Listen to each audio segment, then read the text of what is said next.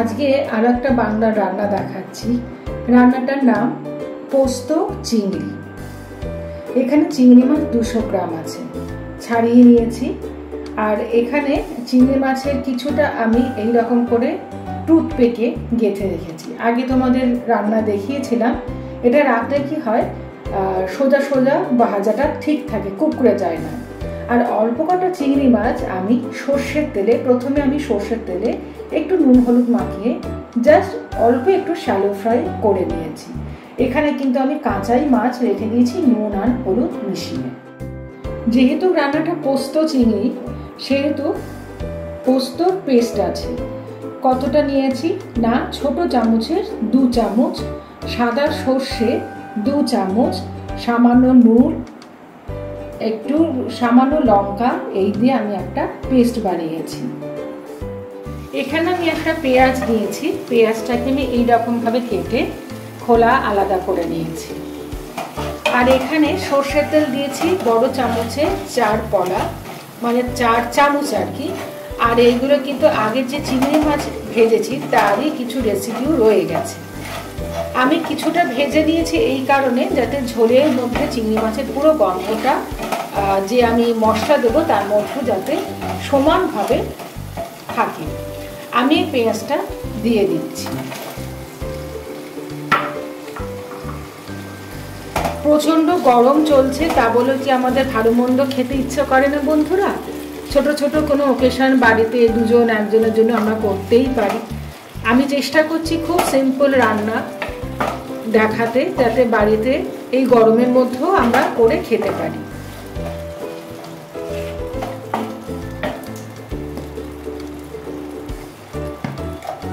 এবারে আমি একে একে মশলাগুলো দেব।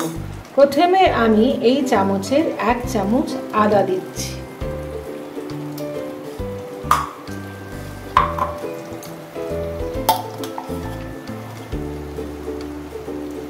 1 চামচ রসুন বাটা। আমি কাজের সুবিধার জন্য রসুন, লঙ্কা, আদা সময় বিশেষে পেঁয়াজও বেটে রেখে দিই। তোমরাও চাইলে এটা করতে পারো। আমি এই লঙ্কা দিচ্ছি।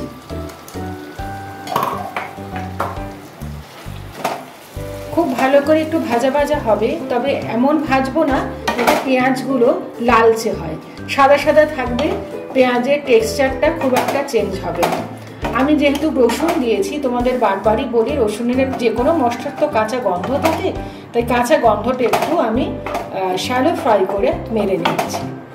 প্রতিটা জায়গাতেই আমি যখন পেস্ট করছি তখন নুন দেওয়া আছে, তাই নুন, ঝাল, মিষ্টি সবটাই তোমাদের কতটা নিচ্ছ এবং কতটা তোমরা খেতে পারবে সে অনুযায়ী দেবে। কারণ মাছ ভাজাও আমি নুন দিয়ে করেছি, পেস্টগুলোও আমি নুন দিয়ে বেটে রেখেছি।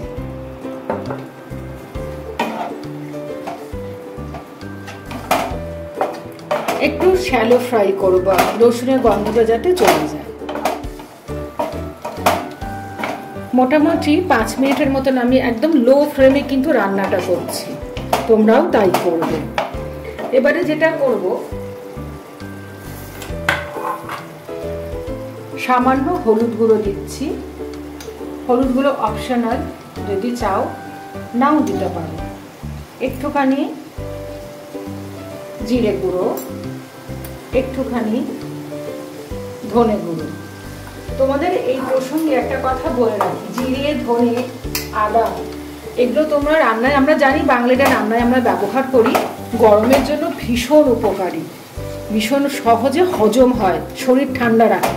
সেই রকম আমিও যখন রান্না বান্না নিয়ে একটু যখন পড়াশোনা করি, আমি দেখলাম পোস্ত, অনেক ডাক্তার এবং নিউট্রিশনিস্ট মানে যারা পুষ্টিবিদ তারাও বলেছেন যে পোস্ত খেতে, পোস্ত নাকি আমাদের হিটকে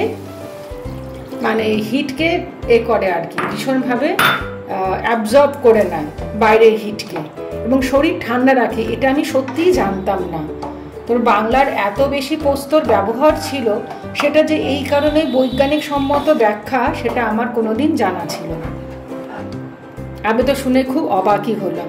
যদিও আফিং বা পোস্ত আসে কিন্তু আমাদের দেশে নয়, বাইরে থেকে। এখন কিছু কিছু অঞ্চলে চাষ হয়, ঠিক কথা। এবারে যেটা আমি করব, এই জলের মধ্যে আমি কাঁচা যে মাছগুলো আস্তে আস্তে দিয়ে দেবো সেদ্ধ হওয়ার জন্য। আমি কিন্তু ভাজিনি, দরকার হলে আমি আরো একটু জল দিয়ে দেবো।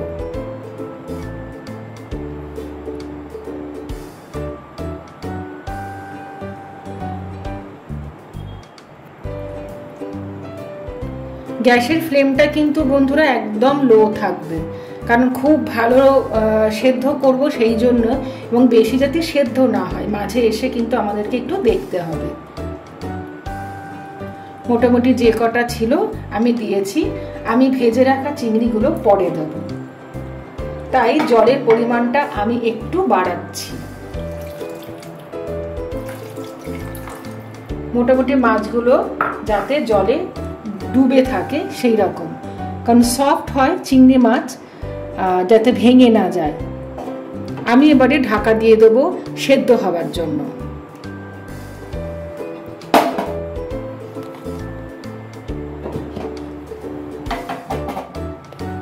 আমি মাঝখানে এসে দেখে গিয়েছিলাম, মোটামুটি 5 মিনিটের উপর 10 মিনিট মতো রেখেছি।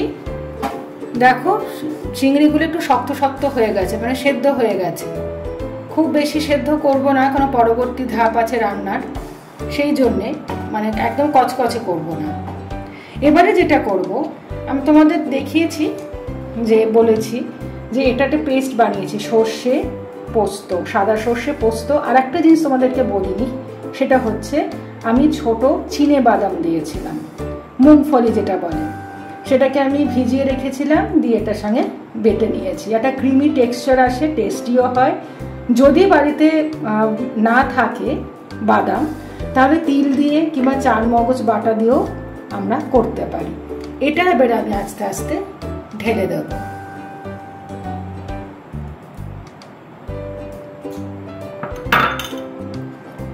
এইখানে বাদ বাকি যে চিংড়ি মাছটা সেটাও আমি দিয়ে দিচ্ছি। আগে দিইনি কেন বলতো, অতিরিক্ত টাইট হয়ে যাবে জিনিসটা, কেন অলরেডি আমি ভেজে রেখেছি তো সেই জন্যে। আর ওই চিংড়িগুলো দিলাম কাঁচা বলে। একটুখানি আমি গোলমরিচ দিচ্ছি। খুব ভালো করে নাড়বো, নেড়ে আর একটু ঢাকা দিয়ে দেবো। জিনিসটা আরো ক্রিমিটা একটু গাঢ় হবে, ঝোলটা এত পাতলা তো রাখবো না। এটা ভাত দিয়ে, পোলাও দিয়ে, ফ্রাইড রাইস দিয়ে খুবই ভালো লাগবে খেতে। তোমরা অবশ্যই বলবে তোমাদের এই সিম্পল রান্নাটা কেমন লেগেছে। আমি খুব বেশি তেল মশলা ব্যবহার করিনি, তোমরা দেখেছো, খুবই কম কম দিয়েছি। গরমের মধ্যে সত্যি কষ্ট হয়, তবুও ভালো মন্দ খেতে একটু ইচ্ছা হয় তো, তাই চেষ্টা করলাম। আমি এবার একটু ঢেকে দিচ্ছি।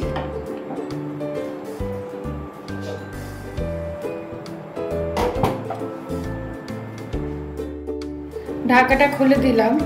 আমার রান্না প্রায় শেষের মুখে, প্রায় 20 মিনিটের উপর আমি রেখেছিলাম।